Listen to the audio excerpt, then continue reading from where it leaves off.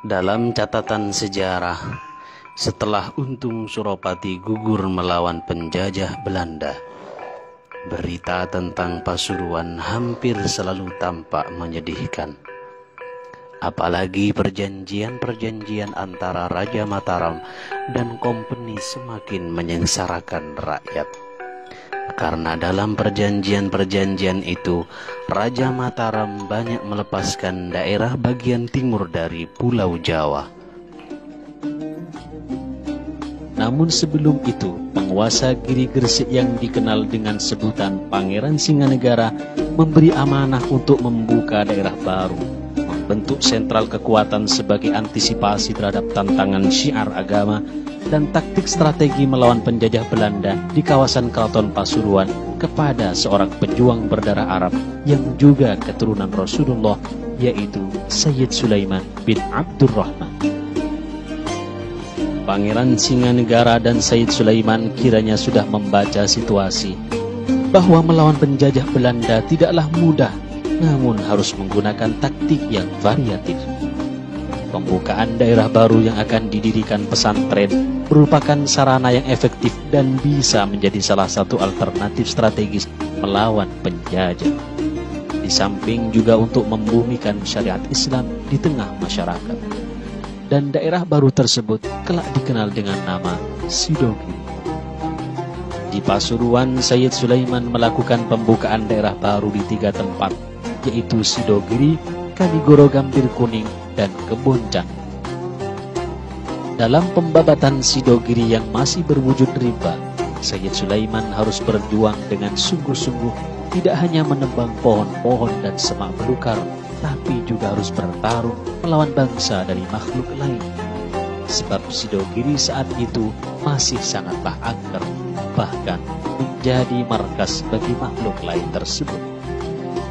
Akhirnya dengan perjuangan keras dan semangat tak kenal lelah, Sayyid Sulaiman berhasil membabat Sidogiri. Sayyid Sulaiman menanamkan spirit perjuangan, membentuk Ghirah Islamiyah Sidogiri yang terus hidup dan berkobar dari generasi ke generasi. Setelah Sayyid Sulaiman wafat, Sidogiri terus mengalami perkembangan dan menjadi sentral kekuatan guna mengantisipasi tantangan syiar agama dan taktik strategi melawan penjajah Belanda. Sidogiri menjadi markas para pejuang Hizbullah yang dipimpin oleh masyayikh Sidogiri. Tercatat dalam sejarah, Kiai Abdul Jalil bin Fadil dan Kiai Sa'dullah biasa mengomando para gerilyawan untuk menyerbu markas-markas Belanda di malam hari setelah sholat Isya. Taktik gerilya ini membuat kompeni mati kutu karena mereka tidak punya kesempatan untuk membalas dan membuat mereka kehilangan jejak. Puncaknya di desa Pelinggisan Pasuruan, para pejuang terlibat baku tembak dengan Belanda, namun anggota Hizbullah semakin tergesa dan memutuskan untuk mundur kembali ke markas. Mundurnya pasukan Hizbullah membuat Belanda penasaran dan memantik mereka untuk mengikuti jejak pasukan Hizbullah. Sampai pada akhirnya diketahuilah bahwa mereka adalah anggota pasukan Hizbullah di bawah pimpinan Kiai Ahmad Sa'dullah yang bermukim di Sidogiri. Keberadaan pondok pesantren Sidogiri yang dijadikan markas pejuang tercium oleh kolonial Belanda. Tak sedikit mata-mata yang dikirim untuk melihat langsung aktivitas gerakan para pejuang yang ternyata benar adanya. Pondok pesantren Sidogiri dijadikan markas menggembleng pasukan Hizbullah dengan berbagai ulah kanuragan. Bahkan para santri di Sidogiri digembleng dengan ilmu kekebalan dan berbagai ilmu kesaktian. Mengetahui hal itu, Belanda tak tinggal diam. Mereka marah dan mengirimkan tentara dengan jumlah yang cukup besar untuk mengepung Sidogiri dengan target utama menangkap Kiai Sa'dullah dan Kiai Abdul Jalil. Kamis tanggal 10 Dzulqa'dah 1366 Hijriah, bertepatan 26 September 1947 Masehi pukul 3.30 dini hari, serdadu Belanda sampai di Sidogiri dan langsung mengepung rapat pondok tua itu. Pasukan Hizbullah sempat melakukan perlawanan dan terlibat baku tembak. Saat hampir subuh, Belanda berhasil menerobos masuk ke pondok pesantren Sidogiri dan mendatangi Kiai Abdul Jalil yang saat itu bersama para pengawal. Maka terjadilah pertempuran tak seimbang antara Kiai Abdul Jalil bersama beberapa santri melawan Belanda yang jumlahnya lebih banyak dan bersenjata lengkap. Beberapa serdadu Belanda tewas tersungkur, tapi tak lama berselang semua pengawal Kiai Abdul Jalil gugur tertembak.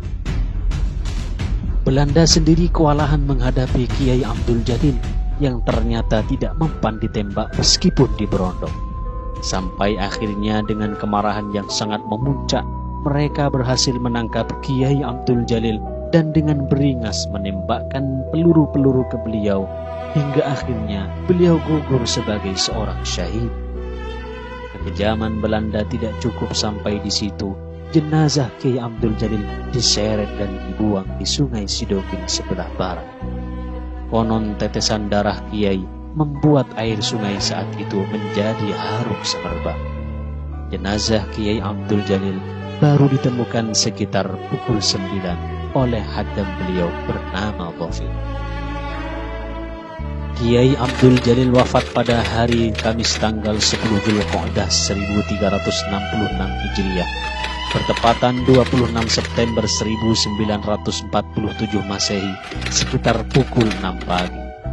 Beliau dimakamkan di areal pemakaman keluarga Sidogiri, sedang beberapa orang pengawal dimakamkan di samping Masjid Sidogiri. Kiai Abdul Jalil adalah salah satu dari sekian ribu ulama yang menjadi korban kebiadaban Belanda. Pernyataan jujur pun muncul dari seorang jenderal Belanda yang memimpin agresi tersebut. Andaikan tidak ada ulama-ulama atau kiai-kiai pesantren, negara Indonesia tidak akan pernah meraih kemerdekaan. Allahu Akbar. Sidogiri lahir atas dasar semangat dakwah Islamiyah dan kekuatan nasionalisme. Sidogiri dibangun tidak hanya bertujuan mencetak insan yang agamis, namun juga nasionalis. Semangat dakwah Islamiyah dan cinta tanah air menjadi simbol yang tak bisa lepas dari perjuangan dan teladan masyayikh pondok pesantren Sidogiri dari masa ke masa. Pondok pesantren Sidogiri beragama, berbangsa, dan bernegara.